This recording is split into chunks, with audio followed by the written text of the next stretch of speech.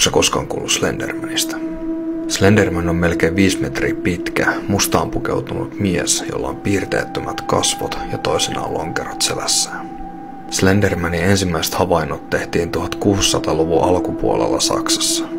Myöhemmin 1900-luvulla otetusta valokuvista pystyttiin vahvistamaan olennon olemassaolo. 1900-luvun puolivälissä toisen maailmansodan aikaan sotilaat oli ensisijaisia kohteita. Sittemmin Amerikassa ja Kanadassa tehtiin raportteja kadonneista laskettelijoista ja lapsista, jotka olivat kadonneet metsään. Slendermanilla on outo yhteys nimenomaan lapsiin. Kukaan ei tiedä tähän tarkkaa syytä. Slenderman käyttäytyy passiivis-aggressiivisesti, eli se ei hyökkää koskaan suoraan uhriensa kimppuun. Se tarkkailee uhriaan jopa vuosia, aiheuttaen tälle henkistä kärsimystä, joka ajaa uhrin hulluuden partaalle. Uhri alkaa hallusinoimaan, saamaan erilaisia pelkotiloja ja näkemään painajaisia myös valveilla.